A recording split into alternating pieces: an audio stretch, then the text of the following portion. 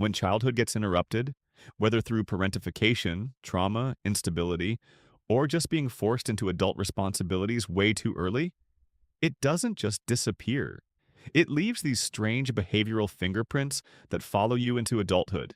These little habits that seem quirky or harmless until you realize they're actually coping mechanisms you developed when you were 8 years old. Let's talk about the ones that hit hardest. Stay with me because number 7 is the one nobody talks about. Habit number 1. You apologize for existing. We're not talking about polite apologies when you bump into someone. You apologize before asking questions, before stating opinions, before taking up space in any capacity. Sorry, can I just ask something really quick? Sorry, I know this is probably dumb, but you're preemptively managing other people's potential irritation with your presence because somewhere along the line, you learned that your needs were an inconvenience. Children who had to walk on eggshells around volatile adults or who were treated as burdens developed this hypervigilance about being too much. You became an expert at making yourself small, and now as an adult, you can't shake the feeling that you're always one request away from being abandoned or yelled at. Habit number 2. You can't accept help without payback planning. Someone offers to buy you coffee, and your brain immediately starts calculating what you owe them. Not in a casual, I'll get the next one way, but in a genuine anxiety spiral about being indebted. You'd rather struggle alone than ask for help because accepting assistance feels dangerous, like you're giving someone leverage over you. This comes from learning early that help always had strings attached, or that generosity was conditional. Maybe you watched a parent hold financial support over someone's head, or maybe you were directly told that you were costing too much, eating too much, needing too much. So now you've internalized this belief that independence equals safety, and accepting help means losing control. You've built an entire personality around being low maintenance, and honestly, you're exhausted, but you can't stop because stopping feels like vulnerability, and vulnerability feels like danger. Habit number 3. You treat peace like it's temporary. Things are going well in your life right now, but you're waiting for the other shoe to drop. You can't fully relax into good moments because you're convinced they're just the calm before some inevitable disaster. This isn't pessimism. It's pattern recognition from a childhood where stability was a myth. When you grow up in chaos, your nervous system never gets to recalibrate to peace.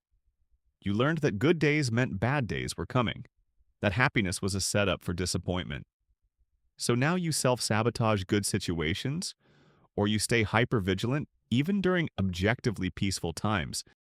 Your body literally doesn't know how to exist in sustained calm without interpreting it as the suspicious absence of danger. Habit number 4, you're weirdly competent in crises. When everything falls apart, you become unnaturally calm and effective. Sudden medical emergency? You're the one making the calls and handling logistics while everyone else panics. Someone's having a breakdown? You're in crisis management mode before you even process what's happening. This sounds like a superpower until you realize it's actually evidence that you were trained in crisis response when you should have been playing with toys. You developed these skills because you had to, because the adults around you weren't handling things, so you learned to step up. The disturbing part is that you often feel more comfortable in chaos than in peace because chaos is familiar, it's where you learn to function. Normal life feels weird and uncomfortable, but a crisis? That's home. Habit number 5. You parent your parents or other adults. You're still managing your parents' emotions, mediating their conflicts, or giving them advice about their adult problems, and you don't think it's weird because you've been doing it since you were 10. You're the emotional support system for people who were supposed to be yours. You remember being a kid and feeling responsible for your mom's happiness or your dad's stress levels, and that dynamic never actually ended. It just continued into your adulthood. This is parentification, and it's damaging in ways that are hard to articulate because it often comes wrapped in praise. You're so mature, so responsible, such an old soul. But what that really meant was, you're convenient for me because I can treat you like a peer instead of a child I'm responsible for. Now you're an adult who doesn't know how to be taken care of because you never were. And you've structured your entire personality around being the caretaker because that's the only role where you feel valuable. And if this is already hitting close to home, go ahead and subscribe and leave a like because I promise you haven't even considered number 6. Habit number 6. You have weird relationships with money. Either you hoard it obsessively and panic if your savings dip below a certain threshold, or you have zero relationship with it and barely keep track because money was always this abstract stressor you couldn't control anyway. There's no middle ground. You might drop serious cash on others without thinking, but agonize over buying yourself a sandwich. Or you might binge spend when you're stressed because you never got to have anything as a kid and now you're trying to fill that void. Financial instability or deprivation in childhood creates these distorted money relationships. Maybe you watched adults fight about it constantly.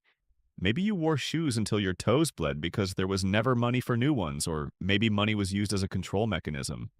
So now your adult brain treats financial decisions with either extreme rigidity or complete avoidance because you never learned healthy modeling around it. Habit number 7. You can't do things just for fun. Hobbies need to be monetizable. Relaxation needs to be productive. You can't just watch TV without also folding laundry. The concept of doing something purely for enjoyment, with no practical outcome, feels indulgent to the point of guilt. You were probably that kid who had a job at 14, not because you wanted spending money, but because you needed to contribute to household bills, or because achievement was the only way to get positive attention. You learned that your worth was tied to your productivity, that rest was laziness, that play was frivolous, so now you're an adult who doesn't actually know what you enjoy because you've never given yourself permission to find out. People tell you to just relax, and you genuinely don't understand what that means in practice. Your nervous system interprets rest as danger because when you were a kid, letting your guard down or wasting time had consequences. Habit number 8. You overfunction in relationships. You're always the one planning, organizing, remembering, anticipating needs, smoothing over conflicts, and generally holding everything together. You're everyone's therapist, life coach, and project manager, and you can't understand why you're so tired all the time. You attract people who underfunction because you've trained yourself to be indispensable, and being needed feels safer than being wanted. This comes from households where you had to manage adult chaos, track everyone's moods, predict blowups, and keep things running. You became the family project manager because no one else would, and now you can't turn it off. The thought of someone else taking the lead feels anxiety-inducing because you learned that other people's competence was unreliable. So you do everything yourself, and then you resent people for not helping, but you also can't actually let them help because you don't trust anyone to do it right. Habit number 9. You're disconnected from your body.